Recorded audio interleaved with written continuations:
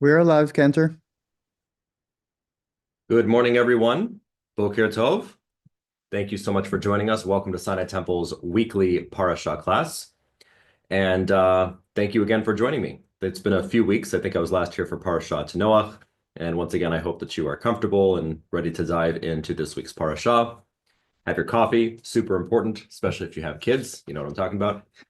And we're going to dive into one of the most poignant and foundational parshiot that we have in the Torah, and that is Chaye Sarah.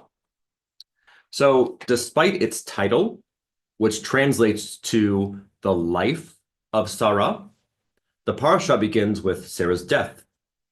And it focuses on two major events. The first being Abraham's purchase of the cave of Machpelah as a burial site. And the second major point is the mission to find a wife for his son Isaac, Yitzchak. Remember, this is the beloved child that was born to Sarah. Sarah was surprised at how can I have a child, especially when I'm 90 years old.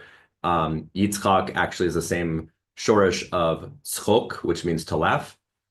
So this parasha is the culmination to find a partner for Yitzchak, for the beloved child of Abraham and Sarah. And it's going to be his marriage to Rivka, to Rebecca.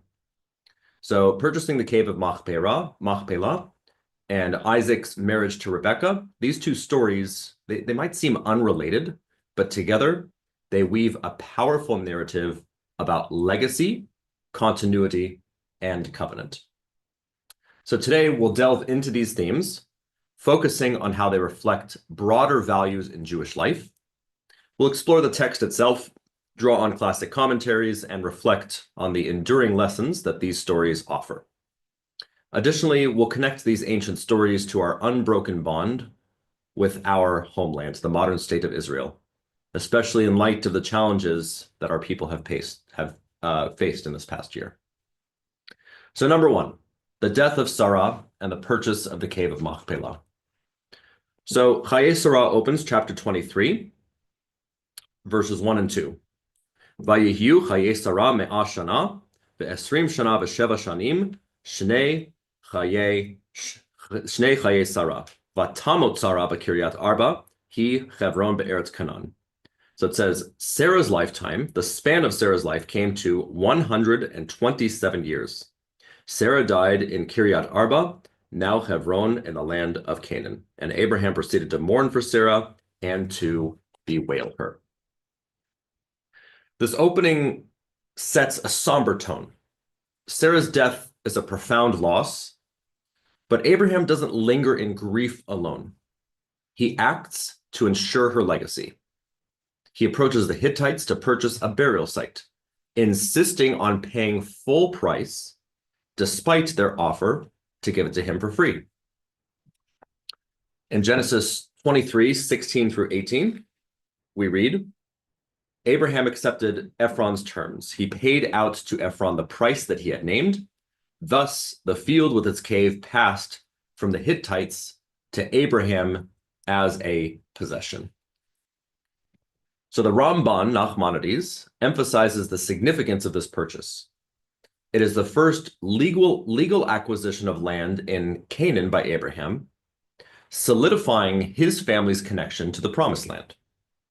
By insisting on a formal transaction, Abraham ensures that the burial site is permanently theirs and not subject to future disputes. So why does the Torah spend so much time on what seems like a mundane real estate transaction? The Midrash teaches that the cave of Machpelah was more than just a burial site. It was a gateway to Gan Eden. Abraham understood the spiritual significance of this land and wanted to ensure that it remained part of his family's legacy forever. This teaches us a powerful lesson about the value of foresight and intentionality. Abraham's actions demonstrate that honoring the past requires concrete steps to secure the future. His purchase of the cave is an act of both mourning and hope. reminding us that even in moments of loss, we can lay the groundwork for continuity and renewal. Our connection to the land of Israel. The cave of Machpelah, located in modern-day Hebron, remains a symbol of our people's unbroken connection to the land of Israel. This connection has been tested throughout history, from the time of Abraham to our present day. Today, we face the painful reality of renewed violence and tragedy, most significantly in the horrific attacks of October 7th last year. These events remind us that our bond with the land is not just historical, but deeply personal and ongoing. When Abraham purchases the cave of Machpelah, he's not simply buying land. He's establishing a foothold in the promised land, a tangible connection that his descendants would carry forward. This act mirrors our modern commitment to the state of Israel and to the land of Israel. Despite immense challenges, we remain rooted in our homeland, affirming our presence through life, growth, and resilience. In times of peace, this connection brings joy and prosperity. In times of hardship, it becomes a source of strength and unity. The recent tragedies have shaken us, but they have also reminded us of the enduring power of community and the importance of standing together. Am echad im lev echad. We are one people with one heart. Just as Abraham secured a place for his family in Canaan, we continue to uphold our place in the land and state of Israel, ensuring that future generations can live and thrive in our homeland. Consider these words of Israel's Declaration of Independence, which states, "The land of Israel was the birthplace of the Jewish people. Here, their spiritual, religious, and political identity was shaped." This enduring connection calls on each of us to reaffirm our role in supporting Israel and its people, especially during difficult times. Whether through prayer, advocacy, visiting, or action, we all have a part to play in strengthening our bond with the land and its people. The search for a wife for Isaac. The second half of the Parasha shifts focus to the future.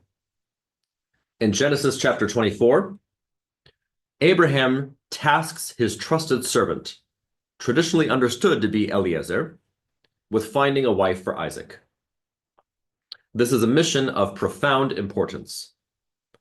Isaac's marriage will ensure the continuity of the covenantal family. Abraham instructs Eliezer to find a wife, not from the local Canaanites, but from his own family in Mesopotamia.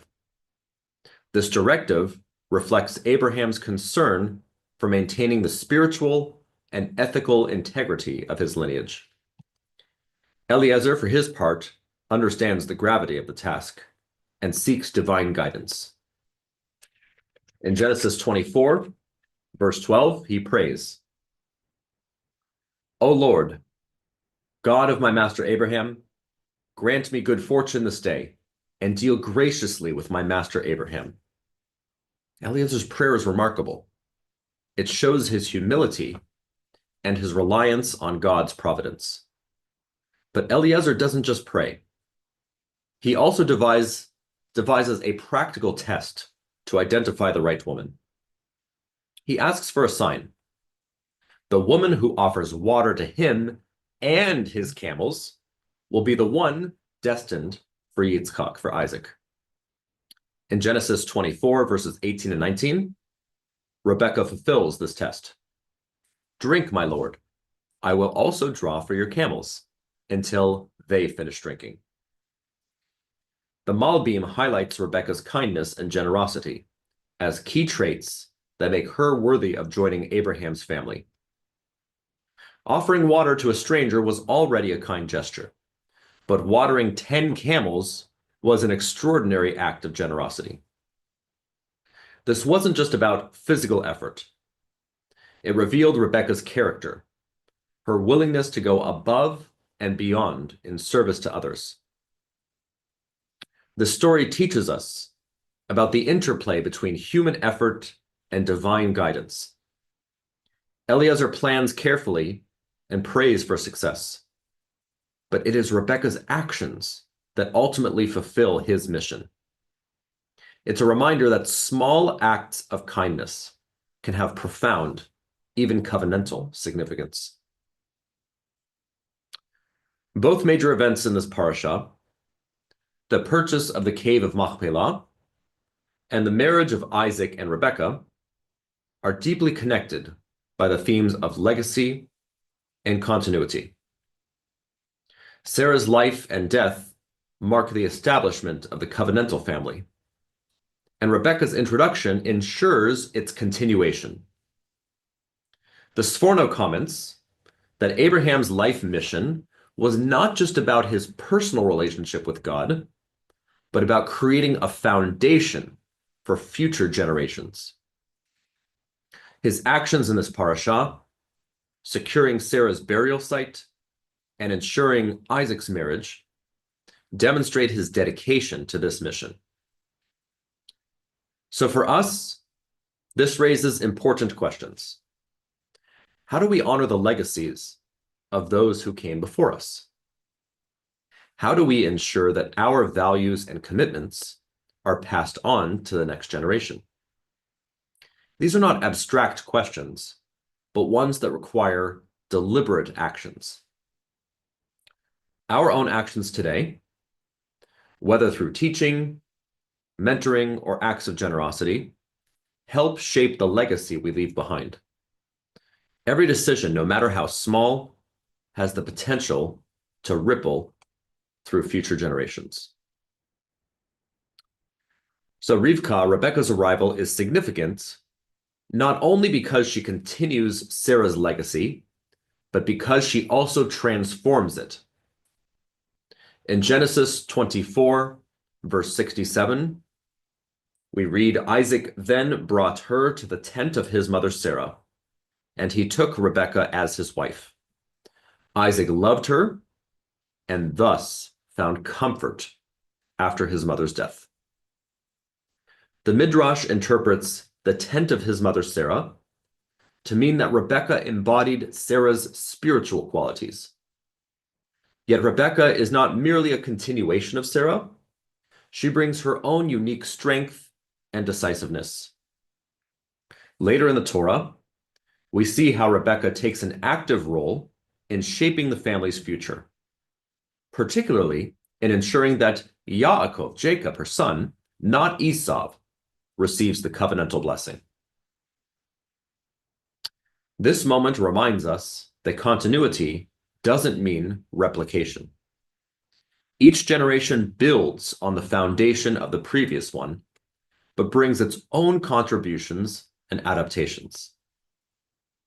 Rebekah's introduction into Abraham's family is a reminder that tradition is dynamic, shaped by the strengths and insights of each new generation. The recurring theme of land in this parasha ties directly to God's covenant with Abraham. The purchase of the cave of Machpelah is not just about securing a burial site, but it's about affirming a permanent connection to the promised land. The Rambam notes that this moment is a turning point in the narrative of the Jewish people.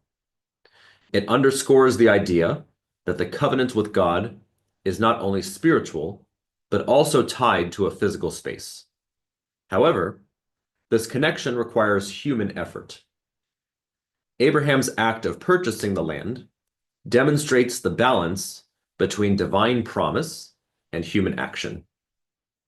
And this theme resonates strongly today. The modern state of Israel embodies this balance, representing both the fulfillment of ancient promises and the result of generations of human perseverance. In difficult times, we're reminded of the profound responsibility we share in upholding this connection. Parshat Chayei Sarah invites us to reflect on life's transitions and how we build a lasting legacy.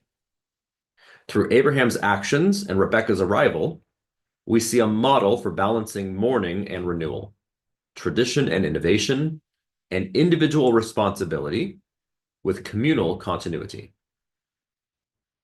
In summary, this Parsha teaches us key lessons about a few things. Number one, honoring the past through deliberate actions like Abraham securing Sarah's burial site.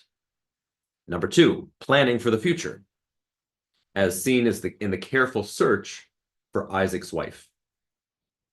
Number three, balancing tradition and change, as Rebekah steps into her role as the new matriarch.